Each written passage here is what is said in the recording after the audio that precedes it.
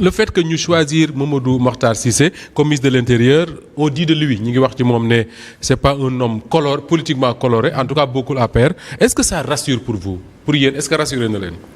bon c'est pas en tant que telle nomination ministre bi wala personnalité am moo lay rassurer ou pas parce que je pense que ku hérité d'un poste ministériel durant cette période-là est-ce que di nga am temps sax contrôler li nga xam ni mooy toute la chaîne de commandement 15 jours 15 jours yi je pense que organisation matérielle u élection yi bureau de vote yi fichier électoral beeg yooyu yëpp donc l'idéal moom pour doon rassurer nit ñi rassurer vraiment bu dee yegg si nañ fii après tout ce qu'on a vécu xëy na li gënoon a simple moo doon mu nommer koo xam ni c'est une personnalité neutre koo xam ni vraiment mosuñu koo xam ci ay affaire élection ak yooyu. nekkuloon ci appareil bi nekkuloon ci appareil bi. loolu doon na permettre peut-être qu'il y ait encore moins de suspicion. yoo xam ni parce que élection il faut pas croire on a vu benn période préélectorale boo xam ni c'est très compliqué il faut pas que li ñu vivre nii pour organiser élection yi ñu koy vivre dans une contestation post-électorale.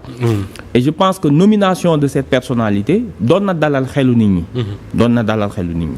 mais xam nga boo jéggee monsieur Cissé nga yégg ci Sidiki Kaba mi nekk premier ministre ku déglu dernière déclaration quand même bi mu def daal ni président de la République suñu nekkee le président de l'Assemblée moo ñëw après le 2 dañuy reprendre processus bi moom mu nekk avocat nekk ministre de la justice nekkoon ministre plutôt de l'intérieur tenir ces propos-là je pense que moom ci boppam bu ñu doon récuser moom la ñu waroon njëkk a récuser. moom Sidiki Kaba ci boppam. parce que quand même ku am état d'esprit boobu ak déclaration yu mel noonu kooku on ne peut pas avoir confiance ci équipe boo xam ni moom monté na ko. kooku moom c'est une vérité quoi kooku mënuñ ko am. maintenant processus électoral bi malheureusement pour ñun ni ko Macky Sall doxale. président Macky Sall doxale. ba heure bii c'est un énorme gâchis. C'est un énorme gâchis. Pourquoi? Parce que on avait l'occasion au Sénégal pour la première fois am élection boo xam ni président sortant bokk ci. Donc kenn du fi nekk nii nañu ut kuñ folli wala kuñ fal rek. C'était le moment ñu présenter nit ñi des programmes ñu xam vraiment yan parti politique ak yan programme nit ñi tànn sur la base de programme. Dëgg la. Loolu dafa doon nécessité ñu am temps bu doy organiser élection yi comme avant mu ko reporter. Nit ñi dem ci dans une certaine sérénité. Malheureusement loolu la gâché gis nga tey on a moins de 15 jours de campagne. De campagne, oui. te affaire yi gis nga ni mu bettee nit ñi. Candidat ya pare woon après ñu loué woon matériel delloo matériel bi et cetera war koo récupérer. defaroon un programme sur 21 jours nga war koo compresser maintenant sur 15 jours. mu ngi noonu donc xam naa dinañ ci wax après mais c'est pas facile. donc mu ngi noonu donc c'est cet instant démocratique bu sénégalais waroon a am enfin. pour choisir loolu la yàq ci lu bëree bëri. maintenant nous espérons. que ni Mokhtar Cissé dina comprendre enjeu yi mu xam ni il faut mu teel a wax ak ses préfets. Ces préfets parce que il y a eu beaucoup de pratiques dénoncées dans le temps. Oui. Au niveau des préfectures et sous-préfectures parce que kenn du ko xeeb même bu dee 15 jours moom mën na ñëw imprimer. Au niveau des autorités administratives. donc en 15 jours il peut avoir un impact mën na imprimer sa main sur le travail bi nga xam ne l'administration moom lay def ci élection yi. mais kooku c'est dans l'intérêt même du président Macky Sall. parce que tey lan moo ko dese. après lii yëpp mu def. fan lay amee sortie honorable tey lenn moo ko mën a dese en tant que président de la République. mu war ko yoreel sénégalais xam ni bu paree war a jàkkaarloog ñun lii ñu dund ci avant élection yi mënatuñ koo dund après donc c'est dans l'intérêt du président Macky Sall su koy def avant même mu koy def dans l'intérêt du peuple sénégalais. dañoo war a comprendre ni Macky Sall yegg na foo xamante ni au niveau national lii mu def ak li ko conseil constitutionnel tontu. ba substitué wu ci moom pour fixer ay élections. pour fixer date. loolu moom mënta nekk loo xam ni. nit ñi sénégalais yi dinañ ko fàtte. yàqal na ko beaucoup de choses au niveau international. am na lu mu capitalisé woon pendant 12 ans. loolu jàpp naa ni dara desatu ci. léegi nag su ci bëggee boole tey jii ñu am une élection yoo xamante ni daanaka phase de sabotage la woon conseil constitutionnel yàlla dimbale Sénégal ba mu delloo si les choses à l'endroit. Je pense que c'est dans l'intérêt du président pas du ministre de l'Intérieur.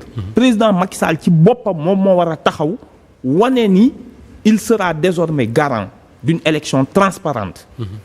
Parce que fii ñu yegg si moom ay njuuj njaaj ak ay coow ak yooyu moom xam na ni le peu de choses bi ñu mën a bàyyeel ba bu demee au moins ñu ne vers la fin defal nañu lii. vers la fin permettre nañ ñu tànn niñ bëggee. xam nga Abdou Diouf. bi muy dem bi mu félicité Wade rek tey ñëpp loolu lañ koy toppee. oui dañoo fàtte 20 ans de kii bu mu def parce que su félicité wul woon reconnaître résultat yi mënoon nañoo yegg foo xam ni xëy na duñ ko xam. Abdoulaye Wade pareil xëy na am na ñu ko doon wax non proclamer sax de faux résultats après on s'impose. Donc moom dafa war a comprendre ni faire le bien amu ci lu ndaw quoi. ci liñ dese nii.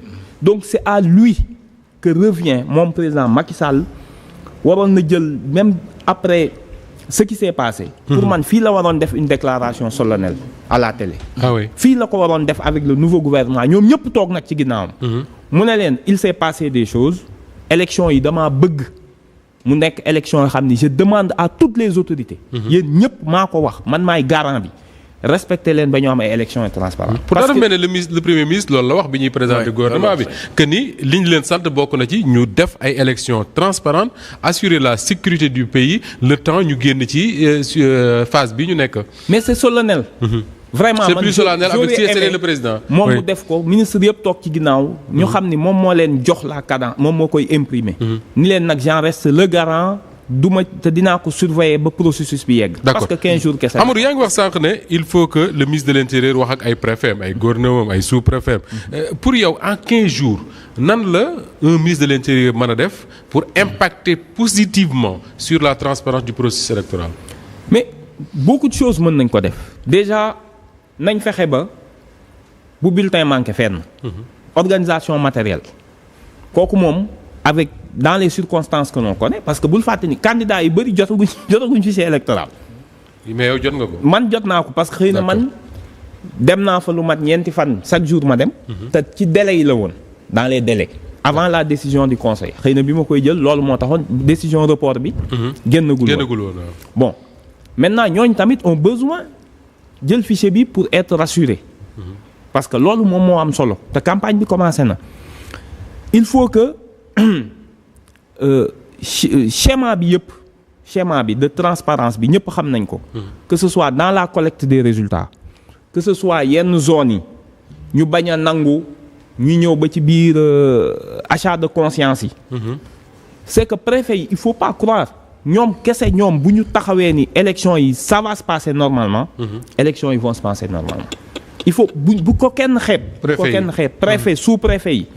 suñu décider ni l'élection doit se passer normalement pour la stabilité du pays parce que tey après li ñu période bii ñu jóge sérieusement je pense qu'on ne peut pas se permettre di am ay contestations parce que da nga jàpp ne la stabilité du pays dépend beaucoup de la transparence des élections loolu nga jàpp mënatuñoo am contestation post-électorale élection yi résultats yi dafa war a génn ñëpp d'accord ni lii parce que le prochain président xam nga dañ ko affaiblir ci lu bëri président Macky Sall c'est pas le moment sax de faire un peu son procès ou quoi que ce soit. mais dafa am ay déclaration ak nu mu def le prochain président day ñëw dans des circonstances assez particulières pourquoi parce que un président bu toogee ni bu ngeen dialogul am na ay forces yu jël réew. yow boo yéegee boo muytuwul li ngay xam mooy ana force yooyu. man au lieu ma xool développement économique dama naan yii xaaruma wër ñan ñoo bëggoon a jël réew mi. ndax ñooñu man du ma cohabiter ak ñoom c'est du temps perdu. yow xam nga ni sur le plan géopolitique message boobu c'est pas bon pour le Sénégal c'est un message extrêmement grave pour l'image du Sénégal. nga xam ne durant la période bi nga xam ne Mali ñi ngi naan dafa am ñu ko taal pour jël la fa nekk yeneen réew yoo xam ne dafa am ñu ko taal jël la fa nekk. Sénégal aussi bon mën nañ comprendre que ni peut-être c'est dans ce sillage. waaw mais loolu du lu ñuy wax ci kaw. en plus yow tu semblais dire ay forces organisées yoo xam.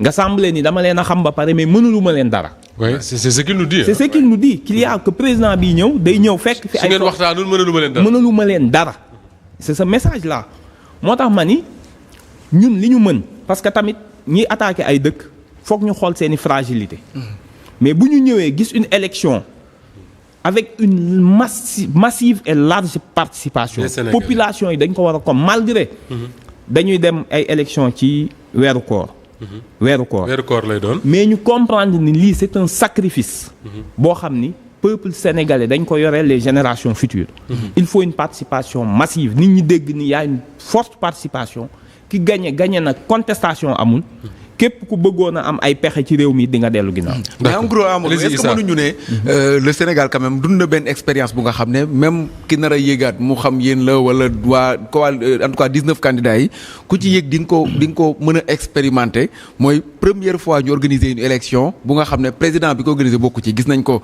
ci ay yeneeni réew fu mel ni États-Unis en 2016. Barack Obama organiser na fa élection yoo xam ne bokku ci ak yeneeni pays Sénégal pour une première est-ce que mënul nekk aussi une expérience bu nga xam ne déjà. Bon duñ ne c'est un mal pour un bien mais en tout cas dina leen servir de leçon ki war a yéegaat en le 24 mars bu fekkente ne premier tour lay doon. non bien sûr moom au moins xam nañ ne tout est à refaire de toute façon moom il nous faudra créer une administration neutre politiquement. loolu moom c'est une exigence gis nga Belgique.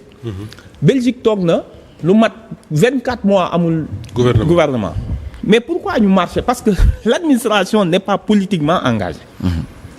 C'est ça le France mais doo dégg ay yenn coow ci élection. parce que dañoo jàpp ni un préfet. seeni waxtaan sax doo ci dégg président de la République. mais ils ne se prennent pas la tête est-ce que am nañ ay observateurs ci biir salle yeeg yooyu mais c'est des détails pour ñoom. parce que l'administration est neutre politiquement.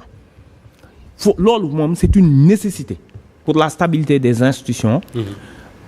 Administration électorale aussi il faut ñu créer les conditions pour que ñiy organiser élection autonome créer nañ Sénat bi mais gis nga ni Sénat ñun man biñ may tere ma dugg RTS. premier enregistrement bi. On dit que c'est le directeur de la RTS lui-même qui aurait donné les ordres ni leen ñii buñ dugg. loolu parce que moom mu ngi à l'intérieur man je suis à l'extérieur les gendarmes m'empêchent d'accéder. pour ñu jox leen li ñu war a enregistrer c'est pas que man maa war a enregistrer mais li ñu d'accord ak yéen mooy au moins sañ nañoo joxe suñu spécimen. Absolument. mais lu tax ñu ne ma duñ dugg te yow yaa ngi ci biir mu ne ma mënuma ci dara. moom DG bi. moom représentant CNRA bi. ni ma mënuma ci dara man ko yaa ngi taxaw ñu empêcher ma exercer sama droit donc CNRA ça sert à quoi. rien. Sénat bi ma nga fa bi loolu di am.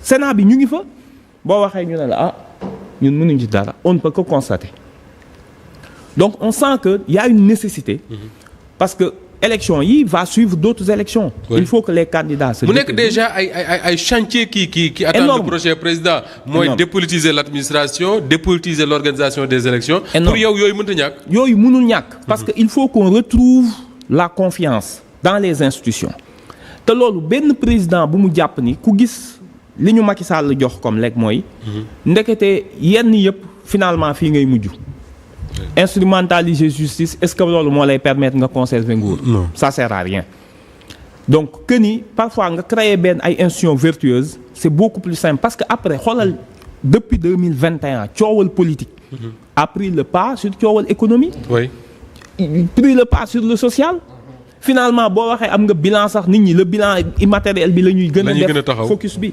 donc c'est une nécessité c'est une question de survie gis nañ ni élection yu bon moom mooy indi problème ci dëkk yi ku ñu attaqué tey wala ñu fragiliser la dañuy jël say ressources loolu moo tax. d'accord Amadou Ba mandataire national bu candidat Diomaye Faye mooy suñu gan tey ci pencu alors Mame Birame dégg nga baax li Amadou expliqué mais dañu bëggoon a